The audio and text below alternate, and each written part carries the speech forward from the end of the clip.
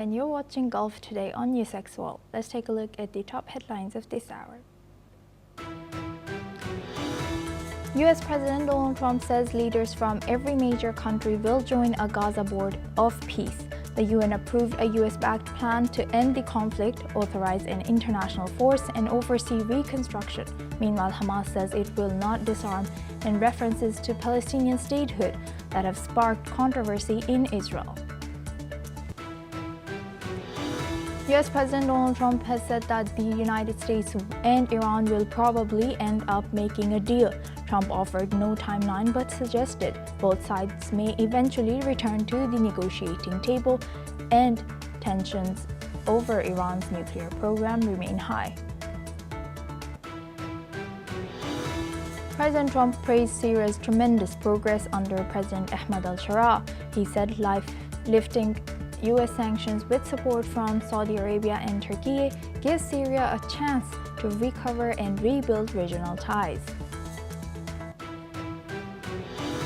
Meanwhile, Syria's Information Minister Hamza al-Mustafa and Saudi Ambassador Faisal bin Saud al-Mujfel discussed expanding media cooperation, as Saudi Arabia expressed readiness to provide technical and organizational support to Syria's media sector as part of a broader positive vision for future investment and development opportunities.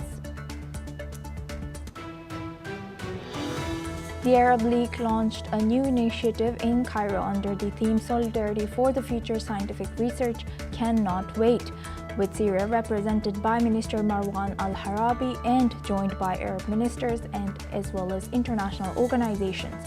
The initiative aims to support researchers in conflict-affected countries among Arab nations. President Donald Trump announced that the U.S. will designate Saudi Arabia as a major non-NATO ally, unveiling the move during a White House dinner honoring Crown Prince Mohammed bin Salman and celebrating, in his words, the largest arms purchase in history. Worth $142 billion, Trump has praised the Crown Prince's role in regional diplomacy and signed a new strategic defense agreement. The UAE has expressed solidarity with India after a bus carrying Umrah pilgrims collided with an oil tanker near Medina, killing at least 45 Indian pilgrims and injuring others this week. A Telangana delegation led by Minister Muhammad Azharuddin has arrived in Saudi Arabia to support families, coordinate with authorities, and implement relief measures. Chinese Premier Li Qiang has told President Vladimir Putin while visiting the Kremlin that China is determined to pursue mutually beneficial cooperation with Russia, as both sides praised their comprehensive strategic partnership and recent high-level meetings between their residents, as both countries vowed to continue cooperation. Now we start with the Middle East. U.S. President Donald Trump has said that many heads of state from every major country will be on the Gaza Board of Peace. The UN Security Council has voted to adopt a U.S. drafted resolution endorsing President Donald Trump's plan to end the war in Gaza and authorizing an international stabilization force for the Palestinian enclave. Let's listen into what Trump has said about Gaza Board. And a lot of progress has been made with respect to Gaza and just about everything else we touch. Just yesterday, the United Nations Security Council formally adopted my peace plan and officially endorsed the Board of Peace. This is a board like no other. It will have the heads of major countries, I think all of the major countries. I hope Your Highness will be on the board. You'll accept, I hope. But the Board of Peace will be something that's never even been thought of before. And it's covering Gaza, but it'll end up covering large portions of the world. And I was honored to be chosen the chair of that Board of Peace. And I think you'll see something that nobody's ever seen before in terms of the status of the board. There will never be a board like the board that we're going to be announcing. Everybody wants to be on the board. The text of the resolution says that member states can take part in the Trump-chaired Board of Peace, envisioned as a transitional authority that would oversee reconstruction and economic recovery of Gaza. It also authorizes the International Stabilization Force, which would ensure a process of demilitarizing Gaza, including by decommissioning weapons and destroying military infrastructure. Hamas, in a statement, has reiterated that it will not disarm, potentially pitting the group against the international force authorized by the resolution. The resolution has proven controversial in Israel because it references a future possibility of statehood for the Palestinians. Now, for this discussion, we welcome Peter Baum. He's an editor at Weekly Blitz, joins us live from London. Thank you very much, Peter, for joining us again. Good to see you. Peter, now, what's your reaction? What do you think this board will be doing? And do you think this is realistically feasible while Hamas utters that they are not going to demilitarize?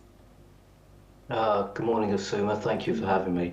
Well, those of us who are constantly following these events will understand that President Trump has a knack of the hyperbole. He will be able to set up a board, there's no doubt about that. But what the functions of the board are going to be have yet to be completely detailed. Now, we assume that they will try and bring in friendly nations to both Israel and the Arab states to have a peacekeeping presence within Gaza. But this is going to be very difficult until such time as Hamas are disarmed, because no nation would want to put their troops at risk in the knowledge that there is a terrorist organization still heavily weaponized and capable of undertaking acts of terror within the geographical area that those nations are willing to commit their troops. So the next couple of weeks are going to be crucial. Hamas are determined from their statements not to disarm. We know that there's pressure being brought upon them by Turkey and Qatar. Iran, as we've said before, are completely out of the picture now. Iran, the parent, is no longer able to control the child.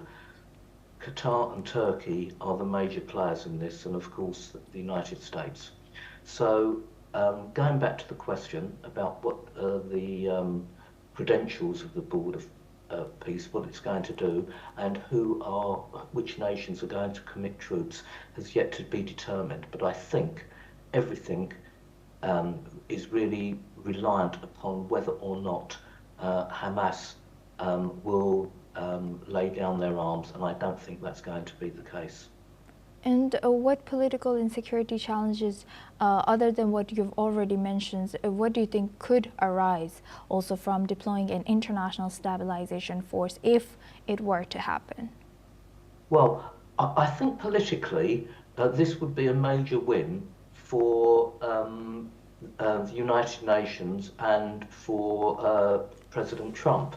The only two major countries that were not fully behind the Trump plan and were China and Russia, who abstained at the resolution. An abstention, quite frankly, is a weak way of saying, well, we neither agree nor disagree. So really, silent support, I would say. So politically, I think there is much to be gained from everyone, the good faith actors who want peace in the region and want to bring some kind of stability to the Gazans.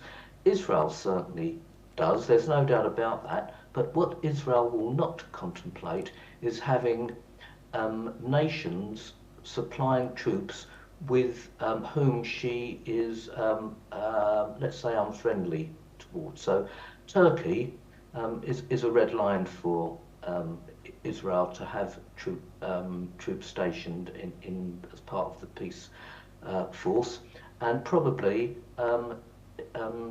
current recent history with Spain, Norway and Ireland, who would normally be able to supply troops, I think Israel would be very anti those countries supplying troops.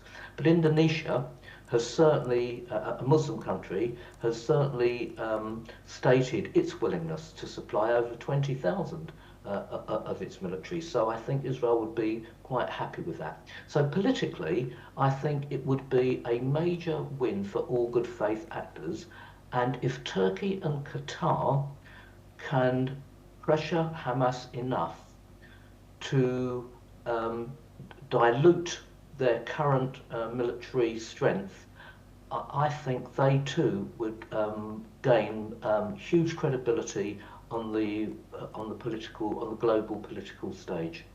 Right. Thank you very much, Peter, for sharing that. Please stay with us as we stay on this topic now. The humanitarian situation in Gaza has sharply worsened after heavy rains flooded camps housing displaced families. UN officials warned that many Palestinians are cold, soaked, and losing what little they had. Relief teams are distributing tents, tarpaulins, and basic supplies, but urgent needs continue to rise. The UN has released $18 million from its humanitarian fund to support food, water, health, and shelter projects as winter approaches. Families in central Gaza report collapsed tents, no electricity, and unlivable conditions. UN officials stress that lifting access restrictions is critical to getting more aid to those in desperate need. Let's in fact listen into what UN Deputy Spokesperson Farhan Haq has shared. The Undersecretary General for Humanitarian Affairs and Emergency Relief Coordinator, Tom Fletcher, said yesterday that Palestinians across Gaza are cold and soaked following recent rains, adding that frustration is growing as floods rise and what little people have is destroyed. He reiterated that the UN and our partners are mobilizing to help, but much more is needed. Mr. Fletcher said that remaining restrictions must be lifted to urgently get more aid in. On the ground in Gaza, the Office for the Coordination of Humanitarian Affairs stresses that we and our partners remain committed to providing life-saving support, including shelter. Humanitarians continue to distribute tents, tarpaulins, and other essential items to affected families and assess people's needs to guide the response. Now for this discussion, we welcome back Peter Baum. He's an editor at Weekly Blitz, joins us live from London. Thank you very much, Peter, for staying with us. Peter, now looking at this, how might continued access restrictions on humanitarian aid, how do you think it is affecting these people who are already saying that they are not in a livable condition? And what do you think is, who holds responsibility and accountability of controlling Gaza's borders now? So the narrative has changed, hasn't it? Going back 2 months ago, the narrative was about how the Gazans were suffering a famine. Do you remember that? A famine. And how quickly the Gazans recovered from the famine when they rejoiced in the streets when Israel released Palestinian prisoners. There was no signs of a famine now. So now the narrative has gone from the UN trying out famine and 14,000 babies were going to die, etc., to the living conditions of the Palestinians because of the rainy season. Anyone who follows world events will know that very recently there has been disasters through rains and flooding and cyclones in the Philippines, in China, in Pakistan, in India, etc. And yet this seems to have gone off the radar of the United Nations, solely willing to concentrate on the Palestinians who are getting wet in tents because the tents aren't sufficiently robust enough. May I remind you and your viewers that Hamas were able to build an underground city in the space of 5 years, very sophisticated, with all the infrastructure needed, with food supplies, and yet you're telling me that Hamas can't supply the Palestinians with sufficient tents to warm themselves with, and it's now down to the United Nations who are crying foul at the Israelis because of a few days of rainy weather. This is an absurd situation. The United Nations has lost all credibility. The hierarchy of Hamas have billions of dollars in Turkish, French, Swiss and Qatari bank accounts. Let them release the funds and let them get the aid into the Palestinians if needed. But what I suggest we're going to see going on is, if there's more rain, we're going to see more pictures on our mainstream media blaming the Israelis for not being able to supply the Palestinians with the necessary equipment they need to survive, when there are other people in the world who have suffered far worse disasters through climatic conditions than the Palestinians, and that United Nations seems to have forgotten them. So no, I think it's up to the Palestinians and Hamas themselves to get their act together, but they won't do, because Hamas have no interest in seeing the Gazans benefit. They Peter. are used as human pawns, unfortunately. Yes, indeed. Thank you very much, Peter, for sharing that insight. Sorry, we are running out of time for this discussion. With that, I would like to thank Peter Baum for joining us today and sharing that insight throughout our news.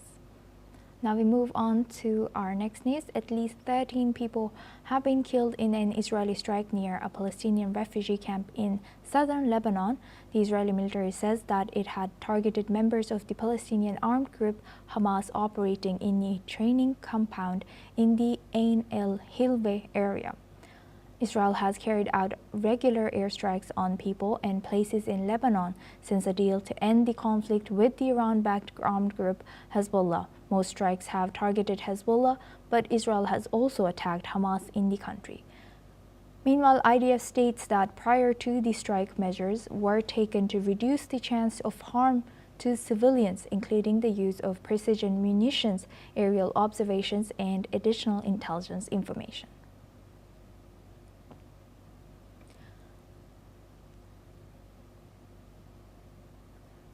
Meanwhile, Hamas claims that it has no military installations in the Palestinian refugee camps in Lebanon, dismissing Israel's announcement of having hit a Hamas training compound as lies.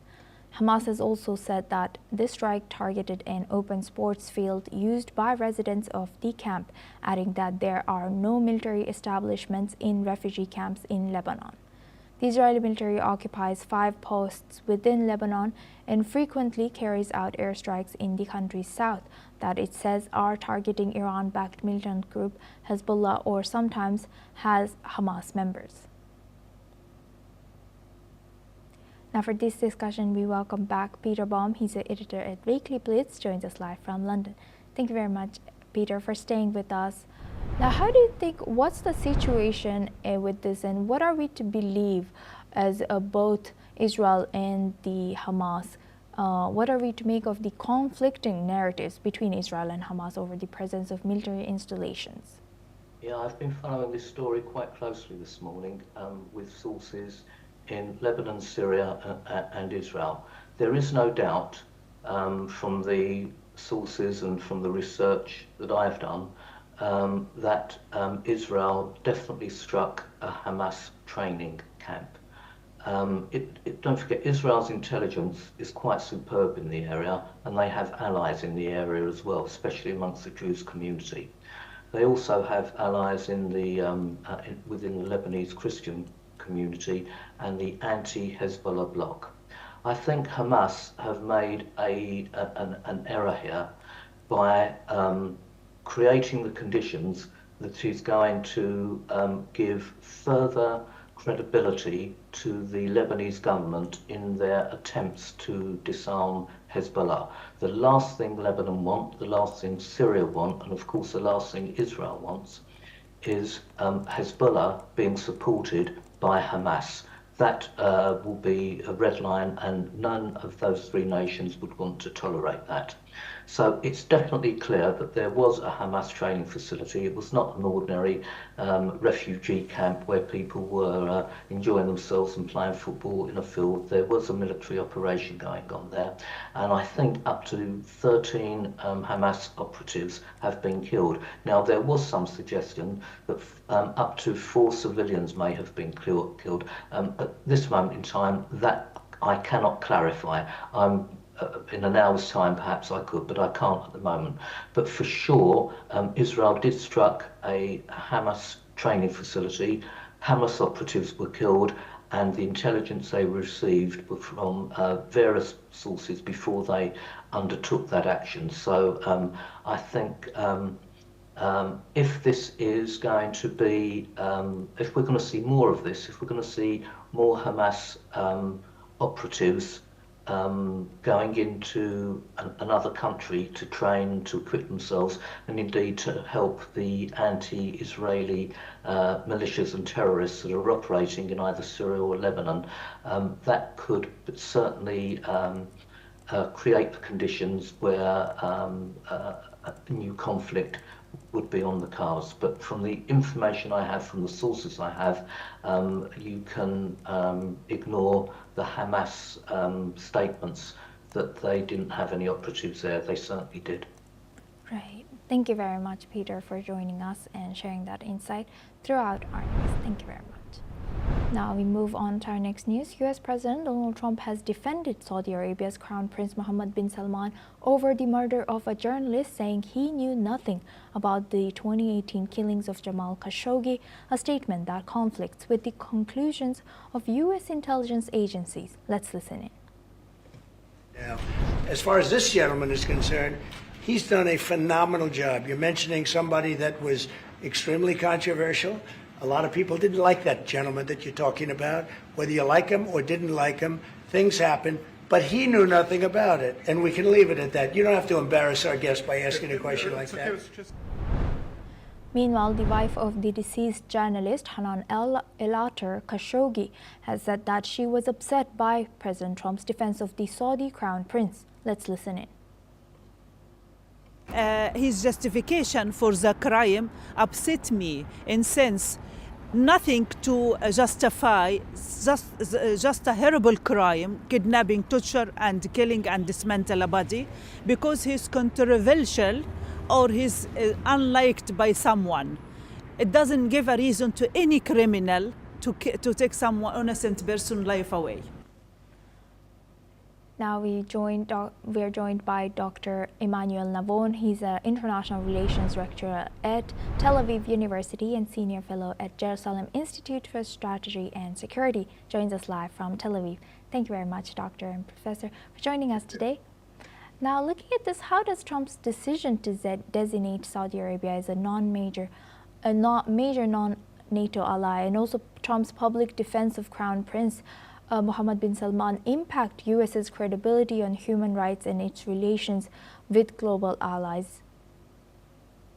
Well, it's very clear that when it comes to Saudi Arabia in particular and foreign policy in general, President Trump has chosen a line of realpolitik, of putting national interest before every other consideration, including human rights, basically brushing off the abuses of human rights in Saudi Arabia, and of course the murder of Khashoggi. But that is not unusual in U.S. foreign policy or any foreign policy. It's just the way I think President Trump answered this question was very, I think, inelegant, I would say. But as I said, the president has chosen a line of realpolitik and of national interest. It's very clear. And he's not alone, of course, in the world in giving preference to national security than to moral values.